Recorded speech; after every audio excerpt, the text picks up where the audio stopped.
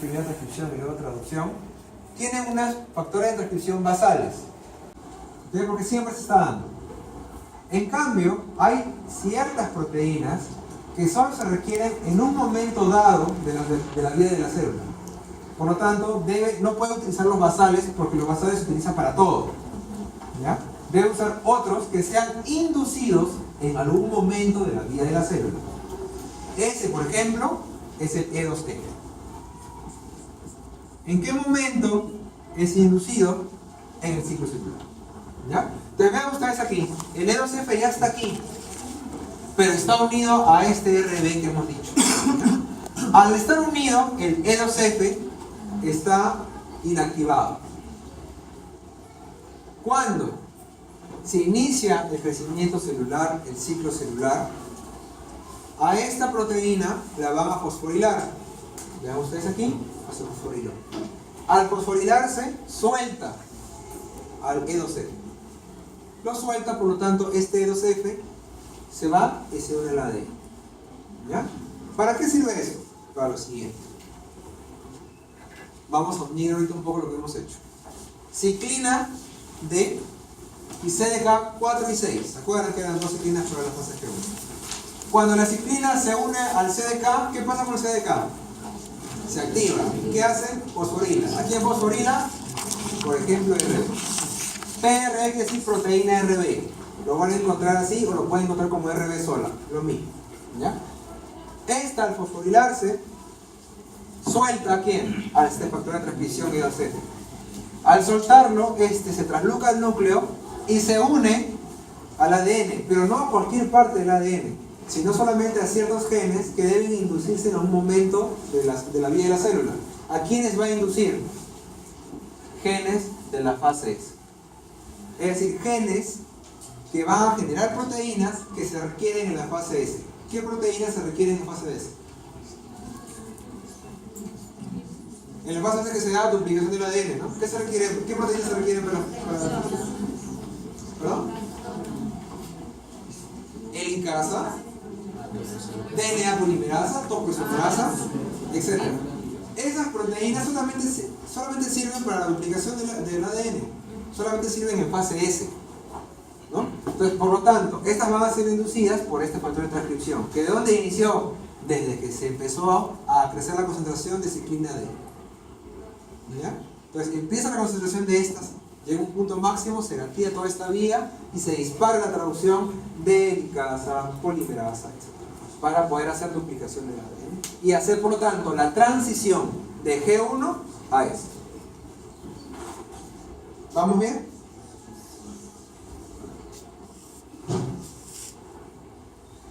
Entonces, eso es lo mismo que habíamos estado hablando. ¿Ya? Tenemos fase G1 temprana, fase G1 tardía. ¿Okay? En fase G1 empieza la producción de ciclina D. ¿Sí? Y cuando ya vamos acercándonos a fase S, empieza la de ciclina E. ¿No? Vean ustedes que la disciplina E empieza en fase G1 tardía, ¿no? Y es máximo en fase S. Ahora, tenemos entonces que cuando la ciclina D empieza a aumentar la concentración, se fosforilaba ¿quién? RB, ¿no? Esta se agarra una fosforilación.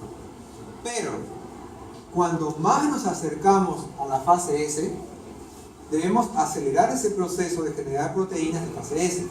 Por lo tanto, se va a hiperfosforilar la proteína RB en fase G1 tardía.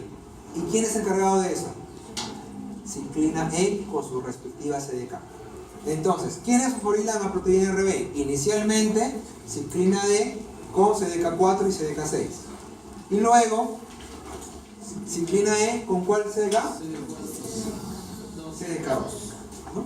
Y aquí tenemos ese proceso resumido. Lo tenemos aquí, vean. Fase G1, la proteína RB está unida a E2F, ¿no? Eso era al comienzo. Entonces E2F está inactivado. Perfecto. La proteína RB va a ser fosforilada ¿por quién? Inicialmente por ciclina D1, unida o a CDK4 o a CDK6, porque son dos tipos. Esta la van a fosforilar. Mientras, ¿perdón? ¿De qué depende que funcione el CD4? Las dos funcionan, son isoformas. Las dos están ahí. Una vez que nos acercamos más a la fase S, se terminamos fase G1, empieza a producirse ciclina E. Esta unida a su CDK2 también van a seguir fosforilando a esta RB, más fosforilada aún, por lo tanto van a soltar más E2F y se van a producir más proteínas de fase S. Entonces vean ustedes, esta es la que controla ahí. ¿Y cuál parte? ¿Pasamos acá? Estamos ahorita evaluando las proteínas que son críticas en el ciclo celular. Ya estamos conociendo las funciones. Tenemos acá mitosis. Acabó la mitosis, sigue fase G1 temprana. En fase G1 temprana vamos a encontrar a la ciclina D con CDK4 o 6. ¿Ok? Vamos a ponerlo así. Unidas. Muy bien. Una vez que estos se unen, esto se activa y va a fosforilar. ¿A quién? A la proteína RB. Se empieza a fosforilar a esta de aquí, pues empieza a agregarse fósforo. Perfecto. ¿Esto qué produce? Que RB suelte a E2F. Este 2F va a pasar, esto vamos a poner aquí, este es el núcleo. El E2F que está en el citoplasma se trasloca al núcleo, donde ¿quién está? El ADN. Se trasloca uno, se posa sobre el ADN y genera transcripción de genes de fase S. Perfecto. Eso es en fase G1 temprana, vamos un poco preparándonos para eso. Pero si ya pasamos el G0, que es el estado quiescente, y nos estamos comprometiendo a la fase S, eso se denomina fase G1 tardía. Y ahí ya se empezó a producir otra ciclina. ¿Qué era la ciclina? La ciclina. Y esta se unía a su CDK. Esta va a ser el mismo proceso, pero lo va a hiperfosforilar. ¿Qué quiere decir? Que le va a agregar más fosfato. Esto hace que totalmente la proteína RB pierda afinidad por E2F y todo el E2F vaya al núcleo y se genere finalmente la fase S. ¿Ya? Ese es el proceso. Entonces, eso lo hemos visto creo en 3-4 slides. ¿Ya? Para que se puedan revisar con tranquilidad. Muy bien, ahora, hemos dicho entonces que todo empieza con la ciclina D. ¿Se acuerdan? Y la ciclina D entonces debe aumentar su concentración. ¿Quién le dice a la célula que debemos aumentar esa concentración? Vean ustedes quiénes están acá. ¿Se acuerdan de ellas? ¿Cuándo lo vimos? Señalización, ¿verdad? Ellas, ¿en dónde aparecían? ¿Cómo era el asunto? ¿Eran receptores? No, ¿verdad? ¿Estaban asociadas a receptores? Físicamente no, pero se activaban cuando un receptor recibía su ligando. ¿Qué receptor es? Son los receptores de factores de crecimiento. Entonces, viene una señal, un ligando, una hormona de crecimiento, llega a la célula, el receptor lo activa, por lo tanto ese receptor se activa de diferentes vías y va a activar las proteínas que están dentro, señalización celular. ¿Quiénes son? Las vías, por ejemplo, de las RAS quinasas, ¿no? De las MAP quinasas, perdón, RAS, RAP, RK. Estas emiten una señal final, ¿se acuerdan que les decía? Pueden ser varias señales.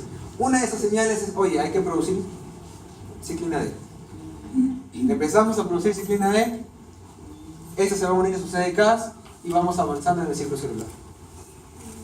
¿Ya? Entonces vean que todo empieza, ¿de dónde? De lo que le mate afuera, ¿no? De las señales, las hormonas que estén dando la orden a la célula o al tejido que tiene que seguir renovando y seguir creciendo. Dime.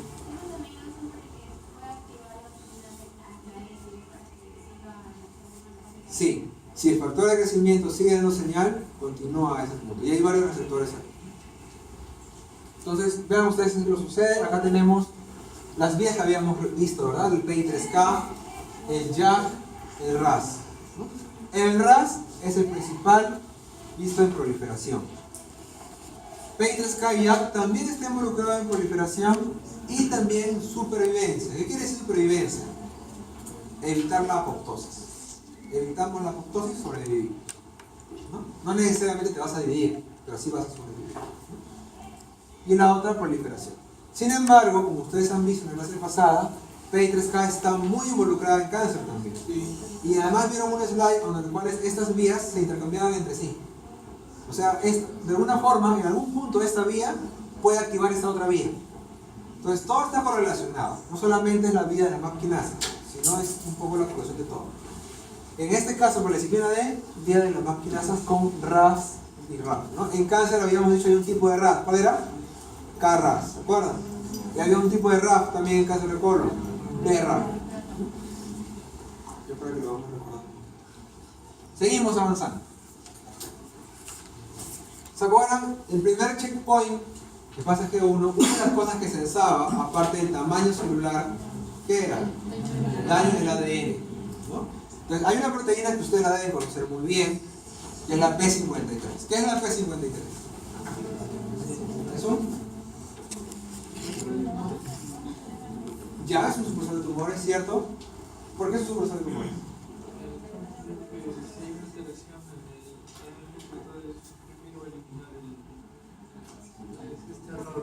Ya, pero ¿por qué se le denomina supresor?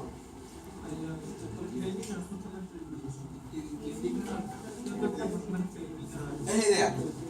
Solamente para que se quede claro. En cáncer hay dos tipos de proteínas involucradas, ¿ya? Principales. Supresores tumorales y oncogenes. Son dos. Ambas, si fallan, pueden producirte un cáncer. Las dos. ¿Cuál es un oncogen? Un oncogen es el gen mutado cuya proteína va a hacer que la célula siempre se esté dividiendo, va a mandar la señal de división. ¿Se entiende? En cambio, un supresor tumoral, normalmente, ¿qué es lo que hace? Detener el ciclo celular. Cuando este falla, no hay quien detenga, el ciclo celular continúa y se produce cáncer. Son diferentes vías. En el caso del P53 se llama supresor tumoral porque su función en una célula normal es detener el ciclo celular. Detener para censar. ¿Ya? Cuando este falla, pueden producirse varios daños. Vamos poco a poco. Entonces, si hay algún daño en un checkpoint, hay que revisarlo. El P53 se va a encargar de eso. ¿Okay? Si es que hay daño, el P53 tiene dos opciones. Lo primero que va a querer hacer es, primero, detener el ciclo celular, arrestar el ciclo celular, y va a intentar reparar el ADN. O sea, ese daño que había lo va a intentar eliminar, va a intentar salvaguardarlo. Y una vez que ese daño fue reparado, continuamos el ciclo celular. Todo bien. Si este daño no es reparado, entonces la célula activa la segunda vía, que es la apoptosis. ¿Por qué? Porque si el daño celular no es reparado, el daño del ADN no es reparado, y seguimos con el ciclo celular, cuando se duplique el ADN, esa mutación o mutaciones se van a duplicar también. Y las células que continúen o se dividan van a ser aberrantes, no porque tienen proteínas falladas. Entonces, como la célula no puede permitir eso, inducimos apoptosis. La apoptosis temprana, no la natural, no la temprana. Adelantamos la apoptosis y hacemos que la célula muera para que no genere descendencia y por tanto no genere células aberrantes. ¿Sí? ¿Se entendió? Cualquiera de estos dos eventos lo que van a hacer es mantener la estabilidad genética, es decir, que el ADN que hay en las células siempre esté bien, que no haya mutaciones, no haya daños, que esté estable. Esa vía es para ello. P53 no trabaja sola, trabaja con una proteína llamada P21. ¿Cómo se relaciona? Aquí.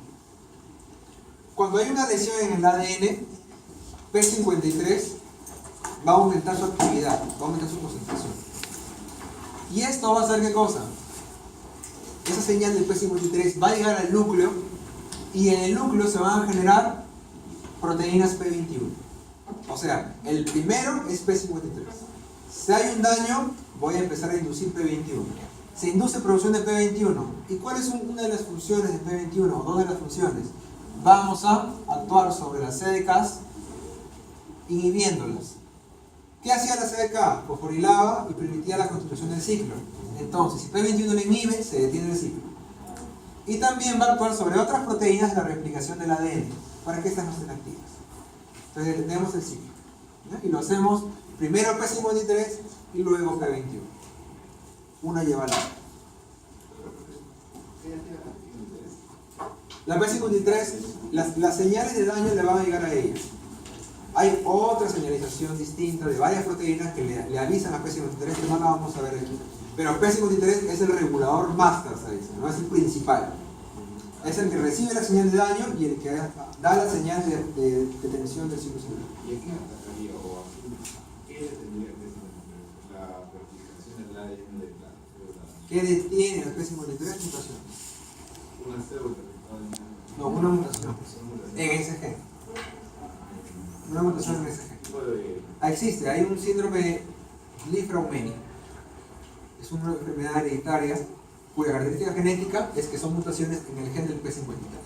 No, pero el 53 Perdón. El 53 ¿A qué activa? Entre, miren, ¿quién está viendo aquí? Ojo, que esto acá es un poco antiguo. El P53 no es un factor de transcripción, o sea, no se une al ADN. Entonces, lo que va a hacer el P53 es activar factores de transcripción